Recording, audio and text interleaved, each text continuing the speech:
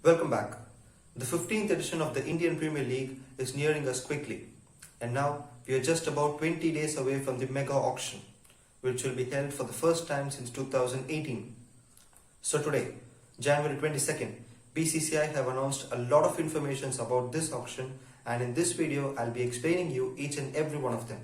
Before that, if you're watching this video for the first time and if you're watching this channel for the first time, don't forget to subscribe and click the bell icon so that you'll receive all the notifications for all the videos from CricPundit. So the first thing is that the official time given for the two new franchises to draft players is now ended. Both the teams have selected 3 players. Ahmedabad franchise have selected Hardik Pandya as their captain for 15 crores and Rashid Khan for 15 crores and Shubman Gill for 8 crores. I just don't know why they've selected Hardik Pandya as their captain, because the recent form of Hardik Pandya, both with the bat and with the ball, is not so impressive, and he just don't have enough experience as captaining a T20 franchise. The one logical reasons would be Ahmedabad is the hometown for Hardik Pandya. And the second team is Lucknow. They have selected KL Rahul as their captain for 17 crores, and then Marcus Stoinis, the Australian all-rounder, for 9.2 crores, and then Ravi Bishnoi for 4 crores. Well, yes, I'm glad to see players like Bishnoi and Stoinis have been drafted, but I personally expected players like David Warner and Shreyas Iyer to be drafted, but it's all over now. So now KL Rahul joins an elite list with Virat Kohli as the highest paid ever player in the IPL history.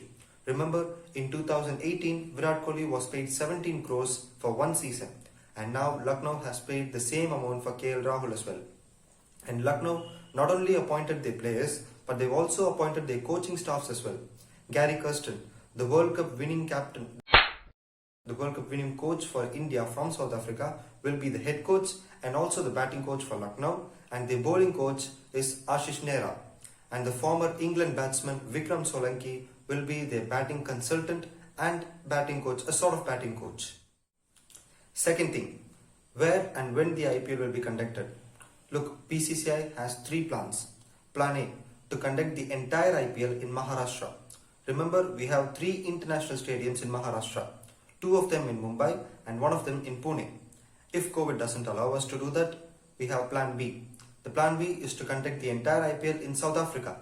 Remember, in 2009, the entire IPL was conducted in South Africa because of political reasons.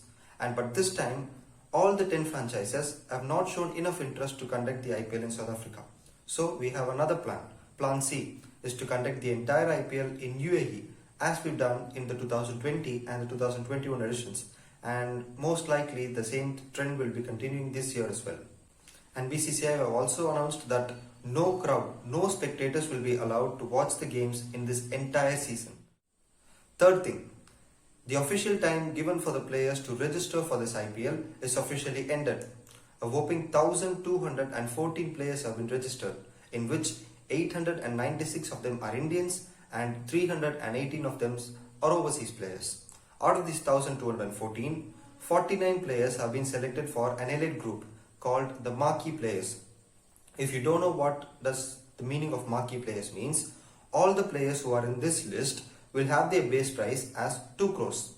For example, if you want these players to be playing in your team, you have to pay them at least 2 crores. Whenever you start bidding for these players, the first bid will be 2 crore, and after that 20 lakhs will be increased for each and every bid. Out of these 49 players, 17 of them are Indians and 32 of them are overseas players. So let me list out those 49 marquee players. To start with the Indian players, they're Ravichandran Ashwin, Ambati Rayudu, Shikhar Dhawan, Shreyas Iyer, Robin Uthappa, Suresh Raina, Umesh Yadav, Bhuvaneshwar Kumar, Mohammad Shami, Yuzvendra Chahal, Deepak Chahar, Harshal Patel, Dinesh Karthik, Devdutt Padikkal, Ishan Kishan, Krunal Pandya, and finally Shardul Thakur. So these are the 17 Indian players, and the overseas players are one of them from Afghanistan, which is Mujib Rahman, and from Australia it's Ashton Agar, Nathan Coulter-Nile, Pat Cummins, Josh Hazelwood, Mitchell Marsh, Steve Smith, Matthew Wade, David Warner, and Adam Zampa. And from Bangladesh it's Shakib Al Hasan and Mustafizur Rahman. And from England there are quite a few players: Sam Billings, Saqib Mohammed, Chris Jordan, Craig Overton, Adil Rashid, Jason Roy, James Vince, David Willey, and Mark Wood. And from New Zealand there are just 2 players, it's Trent Bolt and Lockie Ferguson. And from South Africa we have Quinton de Kock, Marchand Ilanga, Faf du Plessis, Kagiso Rabada, and Imran Tahir. And finally from West Indies we have Fabian Allen, DJ Bravo, Evan Lewis, and Odean Smith.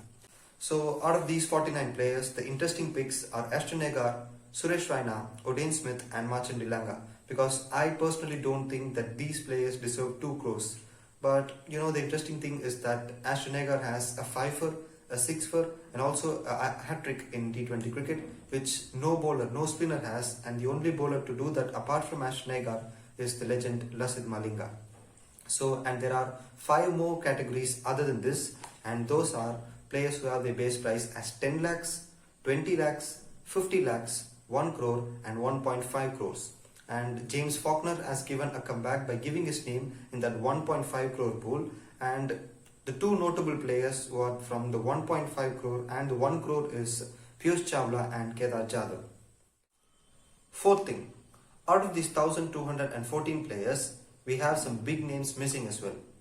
Mitchell Starc, Sam Curran, Joe Root, Chris Wokes, Ben Stokes and Jofra Archer. Well, we all expected Mitchell Starc to give a comeback in the IPL, but he decided not to, and out of the 5 England players, except Jofra Archer, all the 4 of them have decided to concentrate a bit more on their county championship because of the upcoming overseas tour to New Zealand. And the 5th thing, the one big name, the one shocking thing, the big name missing is the universal boss.